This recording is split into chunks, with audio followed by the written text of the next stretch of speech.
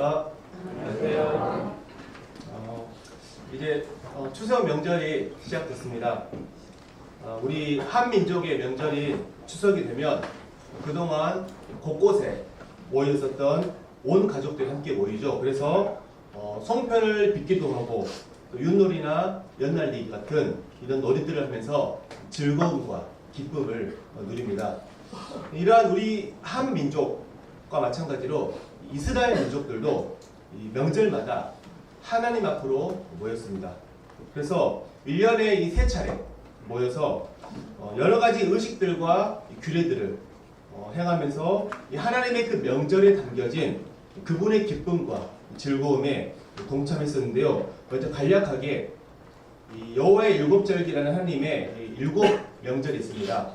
그래서 여기 이렇게 가로로 된 네모 이게 보이시죠? 여기 이게 무교절, 또 칠칠절, 초막절 이렇게 1년에 3차례 예루살렘으로 전 세계 각지에 흩어졌던 유대인들이 모였었는데요. 먼저 그 유대 달력으로 1월 14일 저녁부터 1월 15일 저녁까지 6월절로 모였는데 무교절은 그 사이 1월 14일 저녁과 그 다음날 15일 저녁 사이인 1월 15일 아침부터 이 무교절이 행해졌습니다. 그리고 이제 그 무교절 일주일간 기간이 있었는데 그 일주일 중에 안식일이 껴 있었거든요. 그 안식일 다음 날에 초실절이 이제 시작되었고 그 초실절로부터 7 안식일이 지난 다음 날, 그러니까 안식일이 7일이잖아요. 7, 7은 49. 49일 그 다음 날 50일째가 바로 이 오순절, 칠칠절이라 불리는 오순절이 이제 명절이 시작되었고, 그리고 오순절부터 한 3개월에서 4개월 정도의 이 공백 기간이 있는 다음에 이제 7월 1일부터 1일에 나팔절, 그리고 7월 10일에 속죄일이 행해졌고, 그리고 7월 15일부터 또 일주일간 이 수장절이라 불리는 이 초막절이 이제 행해졌습니다. 근데 여기 말씀 보는 것처럼 여기 빨간색 절기 있죠. 절기. 이 절기는 이것들은 장래일의 그림자이나 몸은 그리스도의 것입니다.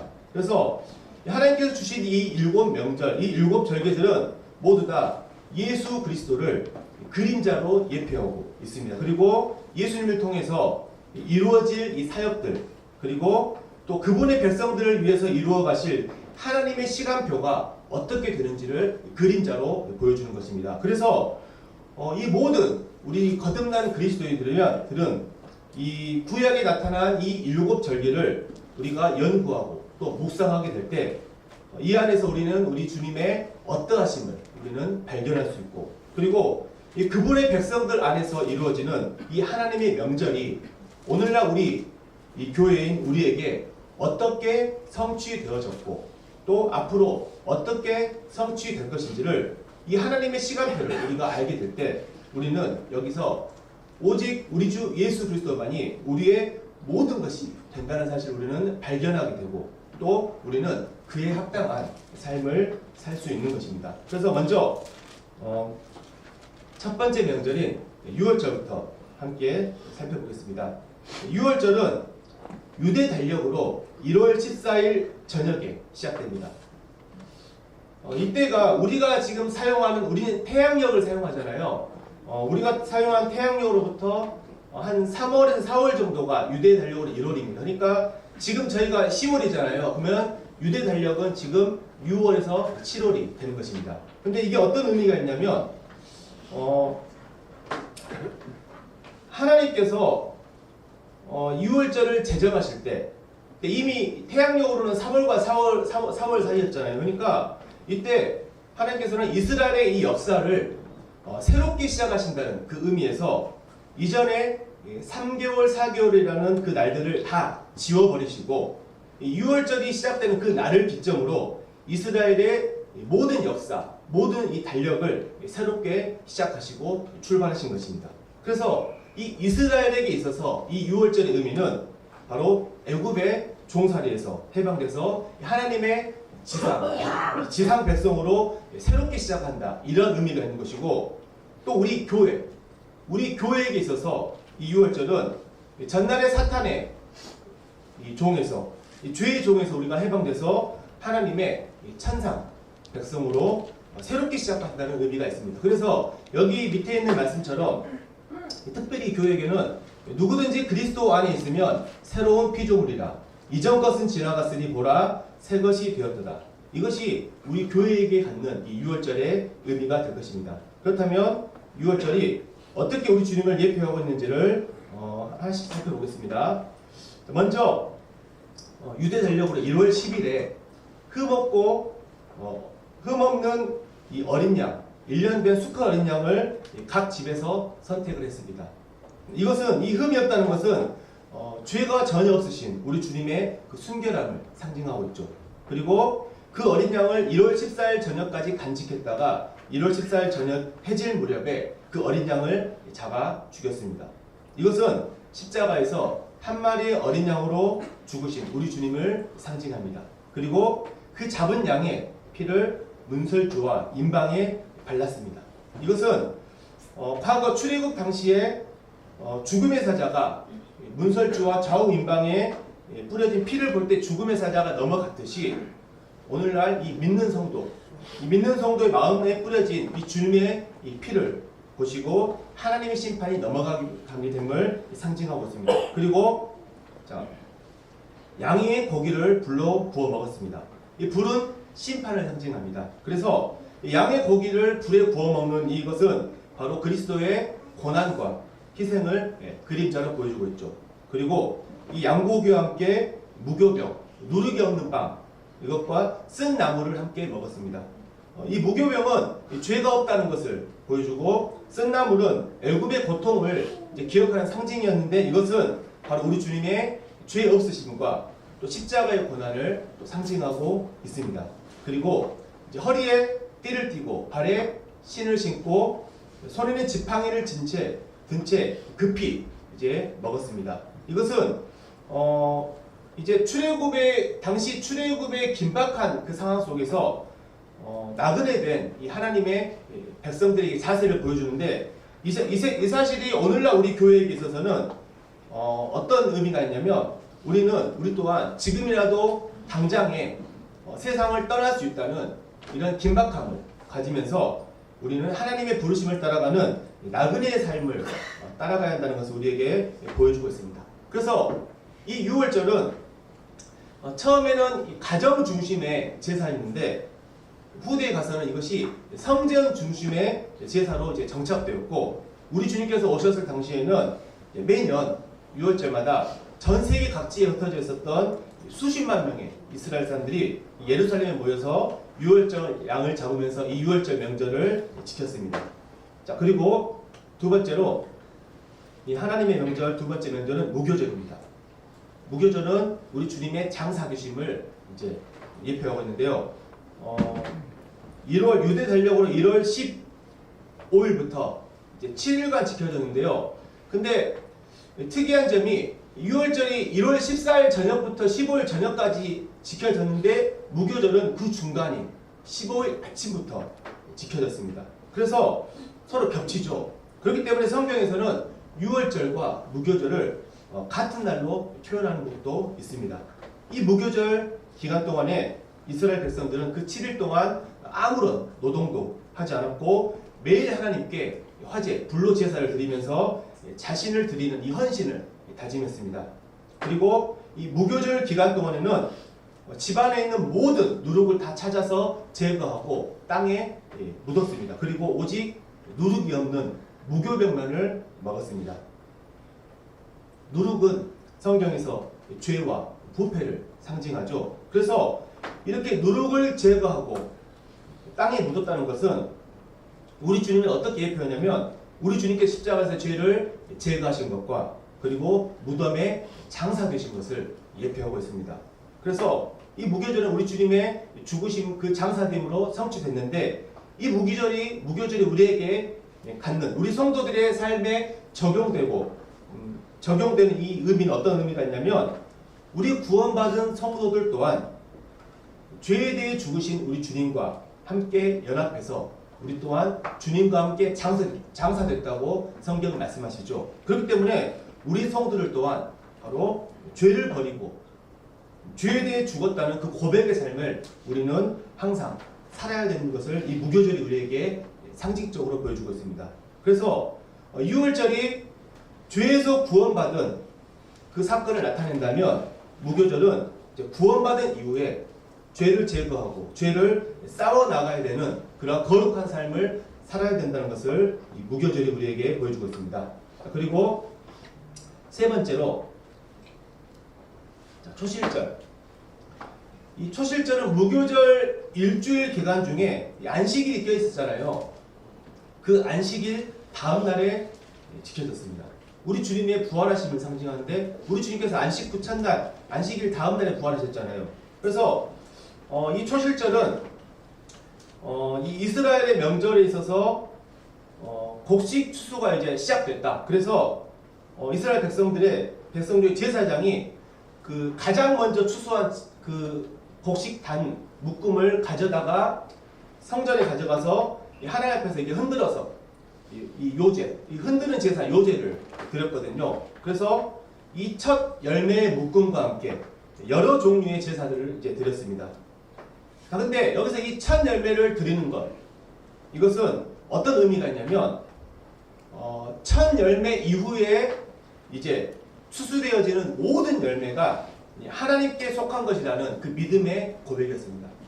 이 첫 열매를 드리면서 앞으로 이제 우리가 수확하는 모든 열매는 다 하나님의 것입니다. 이러한 믿음의 고백으로 이 제사를 드렸는데 바로 이 첫 열매는 다음에 수확되는 모든 열매들을 대표하는 그러한 의미가 있습니다. 이 초실절은 우리 주님의 부활을 대표하는데 여기 말씀처럼 그리스도께서 죽은 자 가운데서 다시 살아 잠자는 자들의 첫 열매 대표가 되셨도다. 예수님의 부활은 장차 있게 될 우리 모든 성도들의 부활을 보증하는 첫 열매가 되는 것입니다. 그래서 이 초실절에 하나님께서 받으셨던 이 첫 열매의 그 묶음이 앞으로 이스라엘이 수확하게 될 모든 열매 전체를 대표했듯이 우리 주님께서도 부활의 첫 열매로서 이제 앞으로 구원받아서 여기에는 우리들을 포함한 모든 성도들, 그분의 그 부활 생명에 연합되어지는 모든 성도들의 대표가 되신다는 또 이러한 의미가 있습니다. 그래서 이제 이 무교절이 죄에 대해서 죽으신 주님과 연합되어진 이런 죄에 대해 죽은 삶을 살아야 된다는 것을 우리에게 의미한다면 초실절은 이제 의에 대해서 살아나신 우리 주님의 부활하심에 연합하는 삶, 바로 우리의 대표이신 주님을 따르는 삶을 살아야 된다. 이것을 우리에게 영적으로 또 보여주고 있는 것입니다. 자, 그리고 네 번째 명절은 칠칠절, 오순절이나 칠칠절인데 이것은 성령의 강림하심을 통해서 성취되었죠. 그래서 이 칠칠절은 초실절로부터 7 안식일이 지난 후, 77은 49, 49일 다음 날 50일째 되는 날이 지켜졌기 때문에 오순절이라고 부르기도 합니다. 그래서 이때는 이제 그 곡식 추수를 이제 거의 다 이제 곡추수가 이제 어떤 절정에 달했다. 하나님 감사합니다. 이러한 의미가 있었는데요. 이때 이 백성들은 이 곡식으로 만든 떡 2개를 하나님께 또 요제로 흔들어 이렇게 드렸습니다. 특이한 부분은 이 2개의 떡은 누룩을 넣어서 만들었죠. 무교절에서는 누룩을 뺀 떡을 만들어 먹었잖아요. 근데 이 오순절, 칠칠절에는 특이하게 누룩을 넣어서 2개의 떡을 만들면서 여러 가지 제사와 함께 드렸습니다. 그래서 이 칠칠절은 이제 사도행전 2장을 보면 오순절 날에 성령이께서 강림하셨잖아요. 이걸 통해서 이제 이미 성취된 절기인데, 그러니까 우리 주님께서는 실제적으로 6월절에 죽으셨고 초실절에 부활하셨습니다. 그리고 우리 주님께서 부활하시고 이제 승천하셨는데 그 부활하신 지 50일이 되는 날 사도행전 2장에 성령 강림이 있었잖아요. 그래서 이걸 통해서 교회가 탄생했던 것이죠.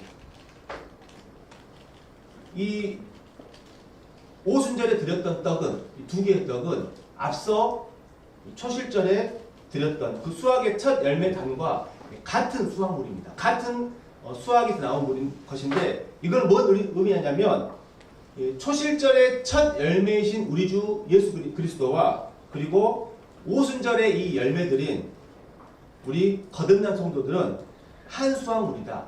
한 근원에서 나온 한 몸이라는 것을 여기서 보여주고 있습니다. 그래서 첫 열매이신 우리 주님께서는 우리의 머리가 되시고 나중 열매인 우리 교회는 그분의 몸이기 때문에 주님과 교회는 한 성령 안에서 한 몸이라는 것을 보여주고 있는데요. 여기서 특별히 또 여기서 두 개의 떡에 누룩을 넣었댔잖아요. 이 두 개의 떡은 유대인과 이방인을 상징합니다. 그러니까 누룩이 들어있는 구원받았지만 여전히 죄된 본성이 남아있는 유대인과 이방인들이 바로 예수 그리스도 안에서 한 몸을 이루었다는 이 교회가 되었다는 이것을 상징하고 있거든요. 절대로 상종하지 못했던 유대인과 이방인들이 한 성령 안에서 하나됨을 입었듯이 오늘날 또한 우리 이 가운데 있는 모든 우리 성도들 각자가 서로 다른 배경과 어떤 성향들을 가지고 있는 우리들 또한 바로 한 성령 안에서 하나가 되었다는 것을 이 두 개의 떡이 지금 우리에게 상징해주고 있습니다. 그래서 이러한 이 진리 위에서 우리는 늘 성령 충만함과 성령의 인도하심을 따라서 이 한몸됨의 진리를 실천하며 사는 것이 오늘날 우리가 또한 이루어가야 될 이 77절, 오순절의 영적인 의미가 될 것입니다. 그리고 이제 이 오순절과 이 다음 절기인 나팔절 사이에는 약 4개월간의 공백기가 있었는데 이 기간 동안에 여기 보이신 것처럼 이제 나머지 곡식과 포도주를 수확했습니다. 이 4개월이란 공백 기간에 계속해서 곡식과 이 포도주를 수확한다는 것은 어떤 의미가 있냐면요. 그러니까 여기 나팔절은 이제 앞으로 장차 성취될 절기인데 나팔절은 우리 주님의 공중 재림, 휴거를 이제 상징하고 있는데 그러니까 이 공백 기간은 이 초실절에 시작된 우리 첫 열매가 되신 우리 주님부터 시작해서 이 나팔절까지 이제 계속해서 이제 구원받은 성도들이 더해지고 주님의 그 다음에 붙어지는 열매로 이제 모아져 가면서 이 주님의 몸을 완성해 나가는 하나님의 수확 기간이 되는 것입니다. 그러니까 이 기간 동안에 지금 계속해서 지금 현재 우리는 이 공백기를 살고 있잖아요. 계속해서 복음이 전해지고 구원받은 영혼들이 늘어나면서 주님의 몸이 완성되고 가고 있는 지금 과정입니다. 그래서 여기에 대한 말씀이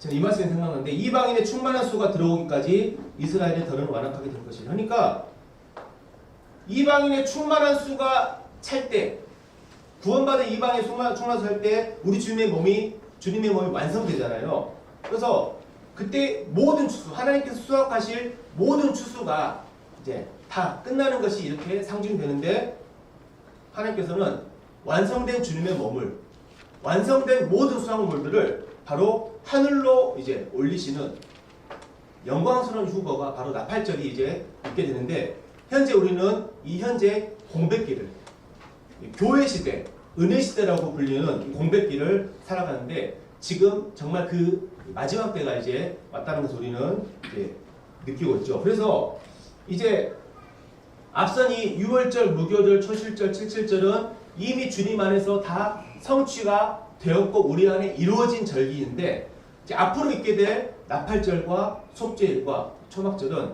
장차 성취될 절기들입니다. 자, 그래서 나팔절. 이제 나팔절 명절은 이제 7월 1일에 이제 지켜졌습니다.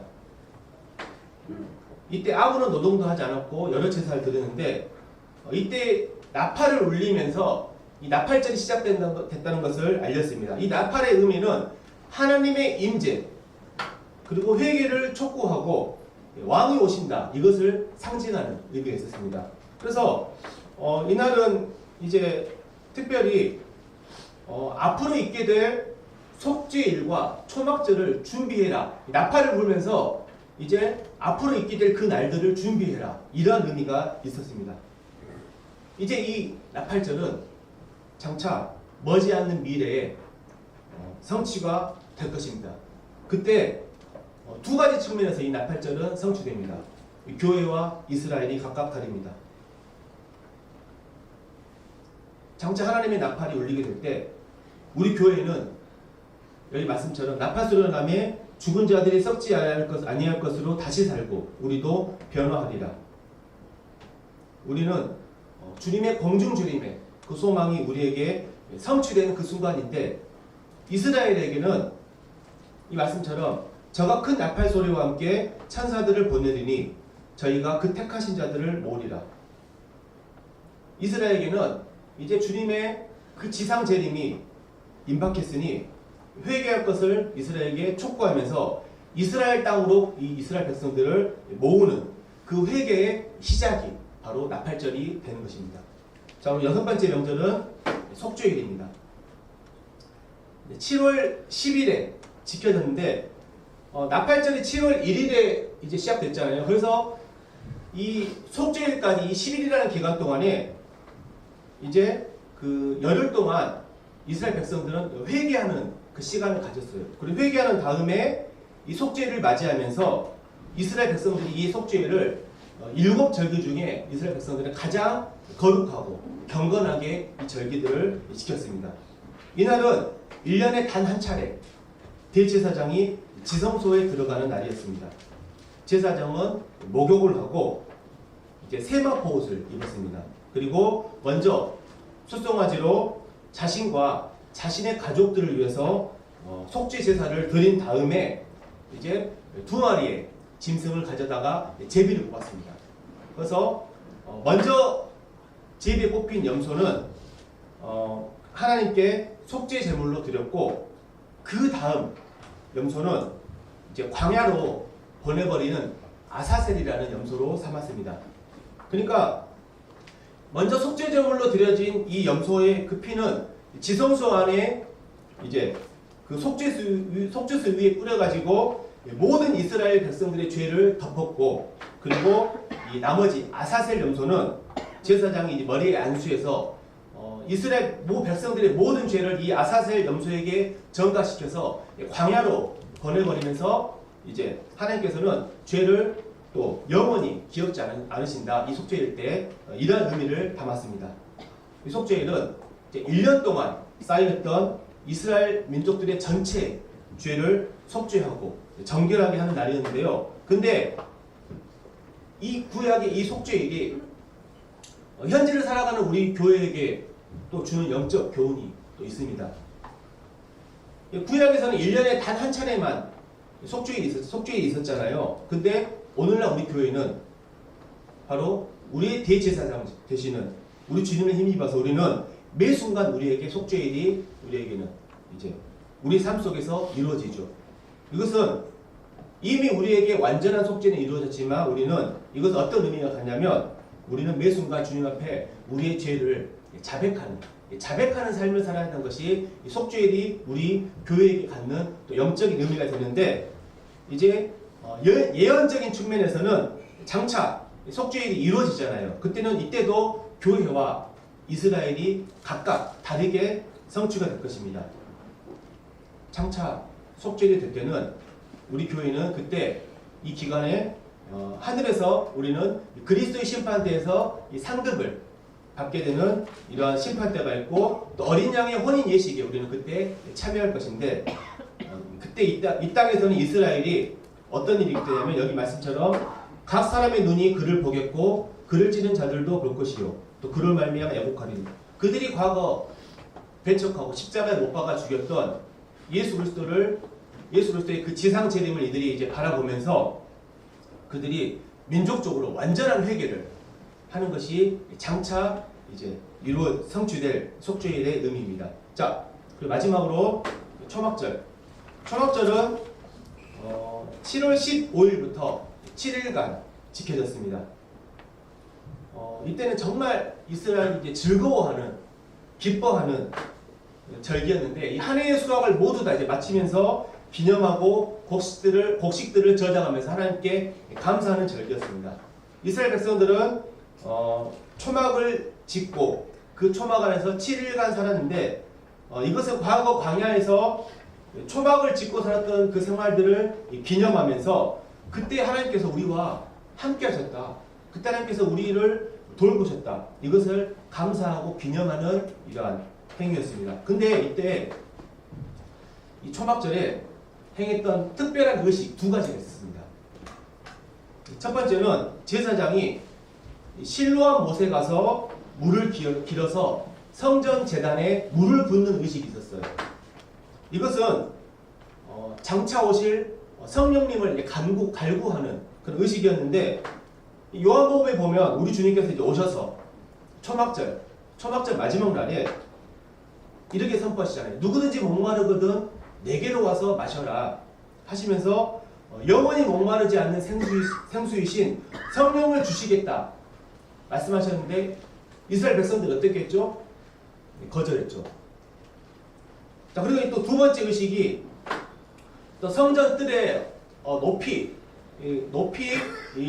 엄청나게 큰 등불을 달아가지고 그 등불로 인해서 예루살렘 성 전체가 다 밝혀졌습니다.